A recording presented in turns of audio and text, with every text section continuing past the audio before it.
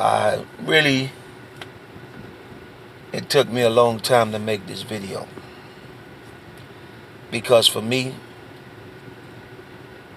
it really hurt me deep inside to sit there and watch what really happened to George Floyd.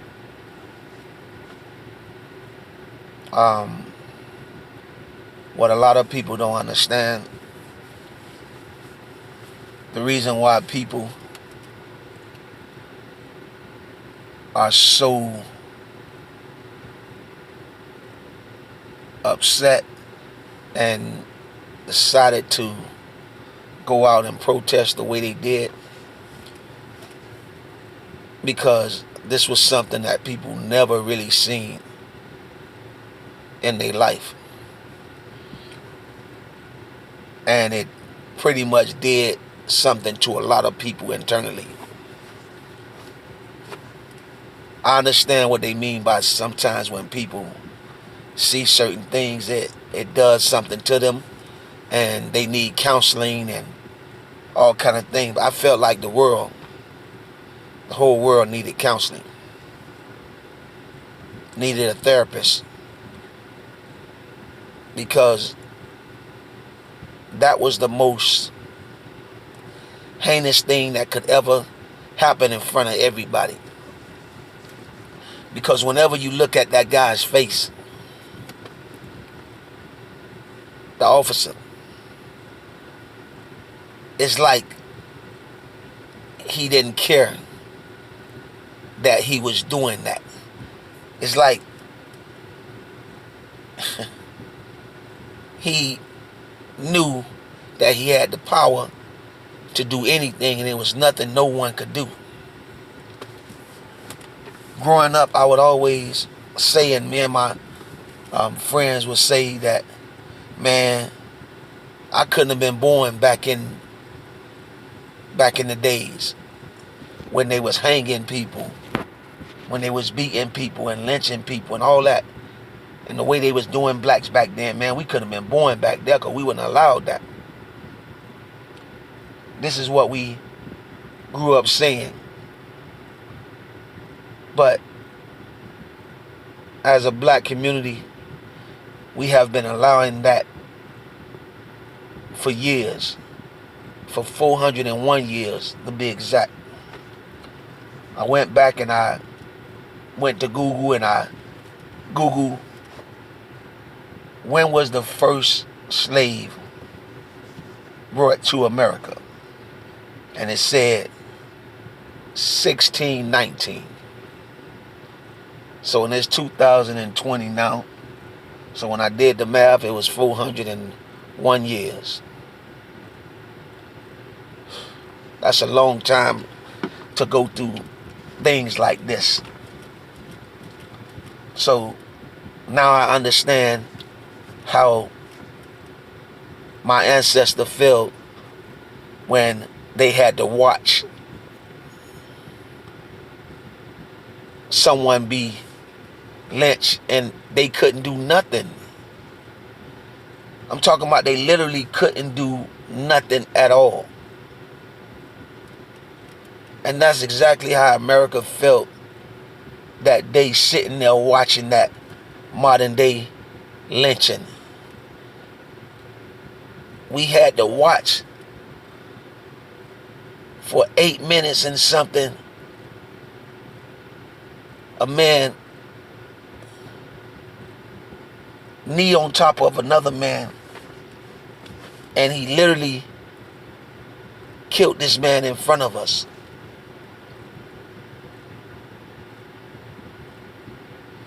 And I hear this man saying, please get your knee off my neck. I can't breathe. Please get your knee off my neck. I can't breathe. I'm gonna die. Mama. And when I heard that mama, man, that did something to me inside, man, because I don't know if the white America knows like black men's knows. Even though a man has always been the protector, that woman has always been the one that was there to do certain things. Anytime I would get sick, no matter if I was grown, young, mama would be right there to make sure that I had everything I needed, that I had liquids to drink, that I had soup, that I had something to eat. So I understand why he was calling mama. And every other black man understand why he was calling mama. Because mama always made it work, man. Mama always made it do what it needed to do. Always. Daddy would assist mama in doing things, the ones that had a daddy. But the ones that didn't have a daddy, all they had was a mama. And that mama, she was special, man. So when I heard that man called mama, as a black man, I put me down there. Imagine me down there calling mama. And I don't know what the young white American did. All I know is they came out and protested real hard. And that was a nice thing for them to do. As a man, I can't condone a lot of things that went on, but I understand it. Because I remember back in the 80 riots. Like me, I'm from Miami, Florida, so, you know, we had Arthur McDuffie riot. And to be honest with you, I sat there and watched a lot of things that went on in Arthur McDuffie riot, and man, it was nothing like that. But in my city, they didn't see anything. They didn't want to hear nothing. All they wanted was justice, and y'all weren't gonna give justice. Man, they was gonna burn the city to the ground. And that's exactly what they did. They didn't care about anything, man.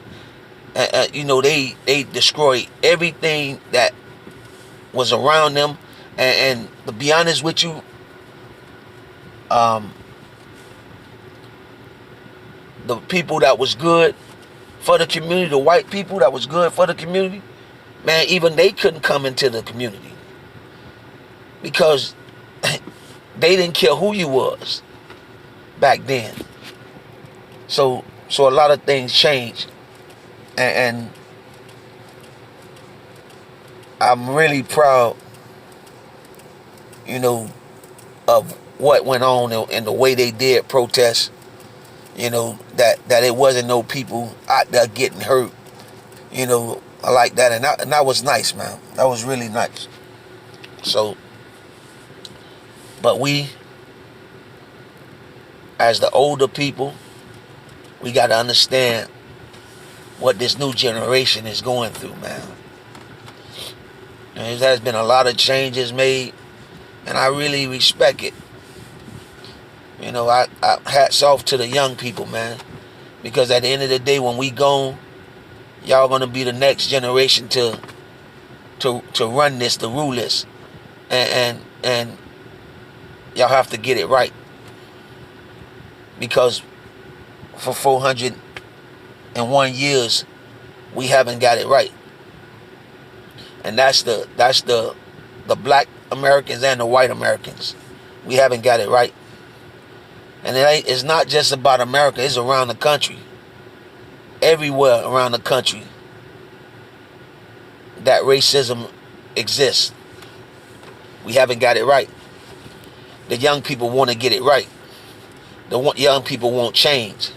You can see by looking at all the videos of the young people talking to their parents, telling their parents, no, No, you wrong. That's not how it is.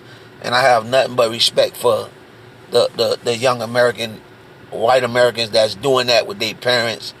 You know, they exposing their parents and don't even care. Man, that's a good thing.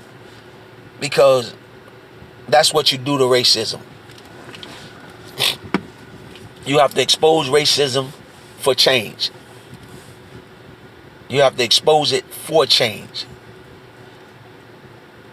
And it don't only change the person, it changes you as well. See, the person get it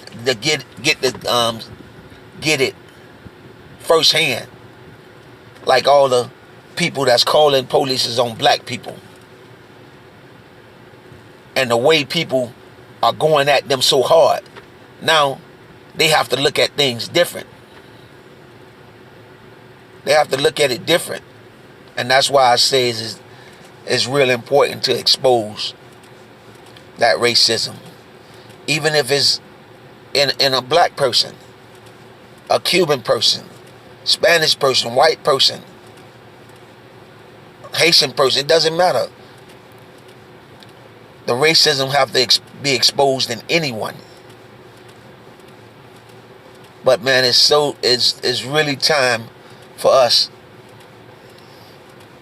to do exactly what I'm seeing being done. So man, I thank you all, everybody that was out protesting peacefully and doing the things that they was doing. Man, that was wonderful to watch. So many people, so many nationalities out there protesting for what's right. So to George Floyd family, my condolences to y'all.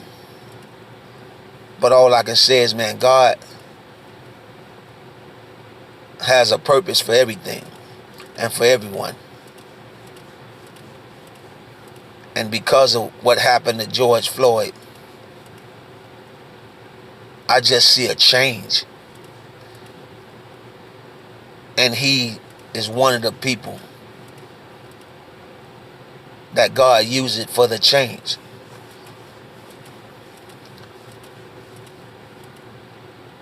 So I thank you. I thank him. Because just like Jesus, he sacrificed his life for change. George Floyd life was sacrificed for change. And I thank him. I thank him for it. Because now I see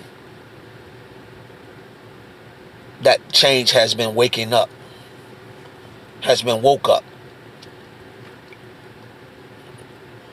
I thank you.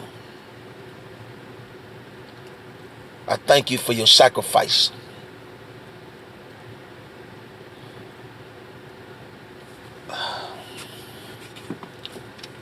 I can't breathe. I can't breathe. Ooh, I can't breathe. Mama, I can't breathe. Hey, please get your knee off of me, 'cause I can't breathe. No, officer, please get your knee off of me. Hey, officer, please get your knee off of me. Oh, 'cause I can't breathe. Hey, I can't breathe. Please get your knee off of me. You trying to kill me. Please get your knee off of me. Please get your knee off of me. Mr. Officer, I can't breathe.